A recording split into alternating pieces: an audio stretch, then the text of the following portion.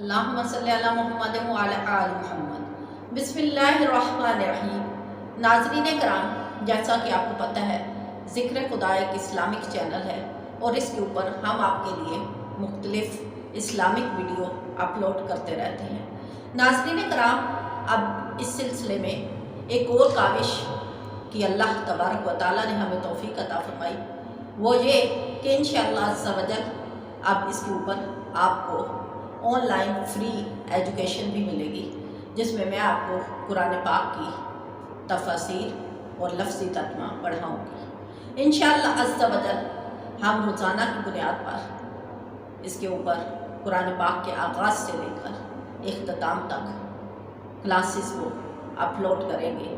ناظرین کرام، آج ہم نے اس سلسلے میں اپنی پہلی ویڈیو کو آغاز کیا ہے۔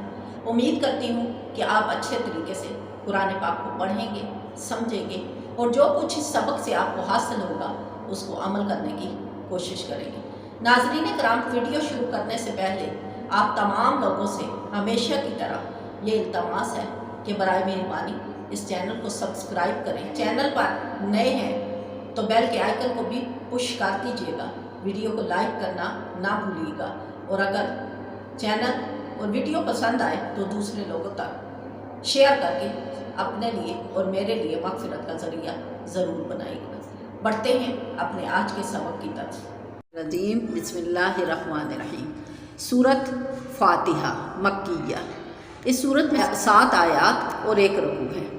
اس سورت کو فاتحہ اس لیے کہا جاتا ہے کہ نماز کا آغاز اسی سورت سے کیا جاتا ہے اور قرآن پاک کا آغاز بھی اسی سورت سے ہو رہا ہے، اور اس کے ساتھ ساتھ اس کو فاتحہ اس لیے بھی کہا جاتا ہے کہ سورت کی ابتدا اللہ تبارک و تعالیٰ کی حمد و ثنا کے ساتھ ہو رہی ہے، اور مسلمان کے لیے اللہ تبارک و تعالیٰ کا نام سب سے عظمت والا ہے، کیونکہ اللہ تبارک و تعالیٰ کے نام سے ہی ہر کام کو آغاز کرنا باعث برکت ہوتا ہے۔ اب ہم بڑھتے ہیں اس کے ناموں کی طرف۔ تو اس کے اللہ تبارک و تعالیٰ نے کچھ نام بتائے ہیں۔ وہ نام کیا ہیں؟ سب سے پہلے اس کو فاتحہ کہا گیا ہے، نماز کے آغاز کی وجہ سے اس کو فاتحہ کہا گیا۔ پھر اسے القرآن کہا گیا۔ کہتے ہیں کسی شے کی اصل کو، تو یہ چونکہ قرآن پاک کی ماں ہے اس لیے اس کو القرآن کہا گیا۔ سبا مثانی کا مطلب 7 آیات۔ 7 اس لیے اس کو کہا گیا کہ اس کے پڑھنے سے دوزخ کے 7 دروازے بند کر دیے جاتے ہیں، اور اس سے مثانی بھی کہتے ہیں اس لیے کہ اس کی 7 آیات ہیں، یا اس لیے کہ اس کی ہر آیت قرآن پاک کے 7 حصے کے برابر ہے، یا جس نے اس سورت کو پڑھا گویا اس نے سارے قرآن پاک کو پڑھ لیا، یا اس لیے بھی کہ اس کی ان 7 آیات کو پڑھنے کی وجہ سے دوزخ انسان پہ حرام کر دی جاتی ہے۔ یہ سبا کے وجود سے نکلا ہے، اس لیے اسے سبا مثانی کہا جاتا ہے۔ نماز میں بار بار پڑھی جاتی ہے، یا مثانی اس لیے بھی اس کو مراد لیا جاتا ہے کہ سورۃ فاتحہ نماز کی ہر رکعت میں پڑھی جاتی ہے، اس لیے اس کو مثانی کہا گیا ہے۔ یا پھر مثانی اس وجہ سے بھی اس کو کہا گیا ہے کہ یہ 2 مرتبہ نازل ہوئی، مکہ میں بھی اور مدینہ میں بھی۔ اب اس کے اگلے نام کی طرف جاتے ہیں۔ اس کا نام سورۃ الصلاۃ بھی رکھا گیا کیونکہ یہ نماز میں فرض ہے، کیونکہ اس کے پڑھنے سے انسان کو شفا ملتی ہے، اور اس کو مختلف قسم کے دم وغیرہ میں بھی استعمال کیا جاتا ہے بیماریوں کے حل کے لیے، تو اس لیے اسے شفا کا نام دیا گیا ہے۔ اساس القرآن، اساس سرمایہ کو کہتے ہیں۔ قرآن پاک کا سرمایہ سورۃ فاتحہ ہے، کیونکہ اس کے بارے میں نزول ہے کہ جب یہ سورت نازل ہوئی تو زمین و آسمان ساکت ہو گئے، ہوائیں ٹھہر گئی، اور چرندوں اور پرندوں نے ایک دوسرے کو مبارکباد دی، اور اللہ تبارک و تعالیٰ نے یہ 7 آیات پیارے آقا صلی اللہ تعالیٰ علیہ وآلہ وسلم کو عطا فرمائی۔ تو اس لحاظ سے یہ قرآن پاک کا اساس یعنی سرمایہ ہے۔ اس کے علاوہ اس کے ناموں میں سے کافیہ، وافیہ، سورۃ الحمد تعریف کو کہا گیا، چونکہ اس میں بہت خوبصورت اللہ تبارک و تعالیٰ کی تعریف بیان کی گئی، اور ابتدا میں ہی بتا دیا گیا الحمدللہ رب العالمین۔ مسلمان کی یہ شان ہے کہ وہ اپنے ہر کام کی ابتدا اللہ تبارک و تعالیٰ کے نام سے شروع کرتا ہے، اس لیے اس سورت کو الحمد کہا گیا کیونکہ اس میں اللہ تبارک و تعالیٰ کے نام سے آغاز کیا جا رہا ہے۔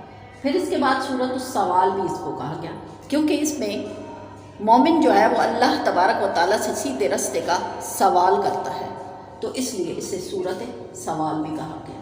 सूरत लश्कर वो इसके साथ आया। फिर इसको सूरत रदा भी कहा जाता है क्योंकि ये तमाम चीज़ें इसके अंदर पाई जाती हैं। इसको सूरत कंस भी कहा जाता है। और इसके बारे में हदीस कुदसी में है कि अल्लाह तबारक व तआला फरमाते हैं कि सूरत फातिहा मेरे अर्श के ख़जानों में से एक बहुत बड़ा ख़जाना है। अब आते हैं हम इसके लफ्ज़ी तर्जमे की तरफ। तो लफ्ज़ी तर्जमा कुछ यूँ है, अल-हम्दु तमाम तारीफ़ें, लिल्लाहि अल्लाह ही के लिए हैं, रब्बी जो पालने वाला है, आलमीन तमाम जहानों का, आलम एक और आलमीन आलम की जमा, रब्बिल आलमीन तमाम जहानों के पालने वाला, अर्रहमान जो बड़ा ही मेहरबान है, अर्रहीम रहम करने वाला है। क्योंकि अल्लाह तबारक व तआला की शान है कि वो मुसलमानों पे रहम करता है। इस सूरत में इब्तदा में अल्लाह तबारक व तआला ने दुआ मांगने का तरीका बताया और यह तरीका इस तरह से है कि अल्लाह तबारक व तआला फरमाते हैं कि सबसे पहले मेरी तारीफ़ को बयान करो। और तारीफ़ को बयान करने की वजह ये है कि मैं रब हूँ, मैं पालने वाला हूँ, एक आलम को नहीं, 7 जहानों को, 7 ज़मीनों को, 7 आसमानों को, तो मैं तमाम आलमीन को पालने वाला हूँ, इसलिए मेरी तारीफ़ बयान करो।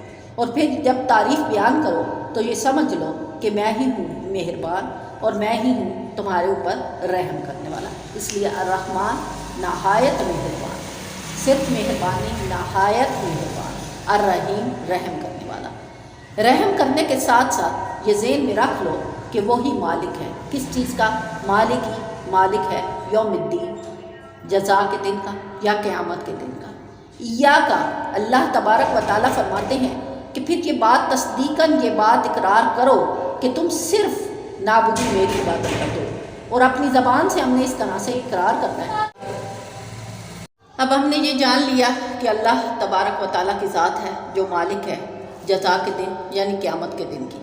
तो आगे हमने अल्लाह तबारक व तआला से ये अर्ज़ करनी है, इया का नाबुदू, क्या अल्लाह अज़्ज़ा वजल हम सिर्फ तेरी ही इबादत करते हैं, व इया का नस्तईन और सिर्फ तुझ ही से मदद हासिल करते हैं, तेरे सिवा किसी के आगे झुकते नहीं, तेरे सिवा किसी के आगे सवाल नहीं करते और तू ही सब दुआओं को कबूल करने वाला है।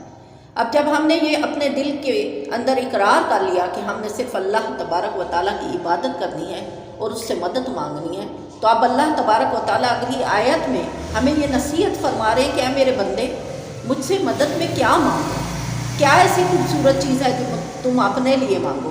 तो वो आयत ये फरमाती है, इहदिनस सिरातल मुस्तकीम, ए अल्लाह हमें दिखा सिराता रास्ता, इहदी दिखा ना हमको सिराता रास्ता मुस्तकीम सीधा, ए अल्लाह हमें सीधे रास्ते का रास्ता दिखा। हम तुझसे सीधे रास्ते का सवाल करते हैं जो बिल्कुल सीधा जाता है। सिरातल लज़ीना, रास्ता उन लोगों का, अनअमता कि तूने इनाम किया, अलैहिम जिन पर। अब अल्लाह तबारक व तआला ने किन लोगों के ऊपर इनाम किया कि हम उन लोगों का रास्ता मांगें, तो उन लोगों में आरफीन हैं, औलियाए कराम हैं, इल्म हिकमत की मंजिलें तय करने वाले हैं, और इसी तरह मोमिनीन हैं और इस्तिकामत पर चलने वाले जिन्होंने दीन के लिए सख्तियाँ बर्दाश्त की, तकवा किया।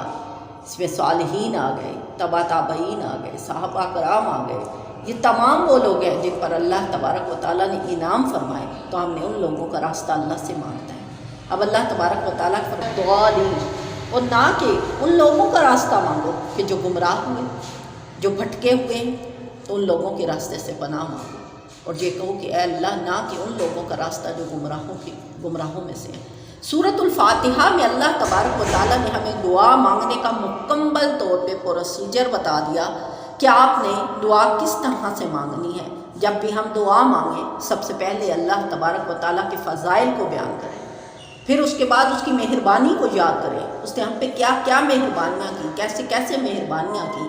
फिर इस बात का अपने ज़हन में तहैया कर लें कि वो मालिक है, वो जज़ा के दिन का मालिक है, वो क़यामत के दिन का मालिक है, हमारे अच्छे बुरे का मालिक है, वो जो चाहे कर सकता है, उसकी इजाज़त के बगैर पत्ता भी नहीं हिल सकता। ए अल्लाह हमने तुझे मान लिया कि तू ही हमारे रोज़े हश्र को खड़ा करने वाला है, हमारे ऊपर कादर है, हमारे हर काम के ऊपर कादर है, और हम अब तेरी ही इबादत करेंगे और तेरे सिवा किसी के आगे नहीं झुकेंगे। ए अल्लाह तू हमें सीधा रास्ता दिखा जो तेरी तरफ जाता हो, जो मुस्तकीम की तरह सीधा हो, और जिन लोगों पर तूने इनाम किया उन लोगों के रास्ते पर हमें चला, और उन लोगों के रास्ते से हमें बचा जो गुमराहों में से।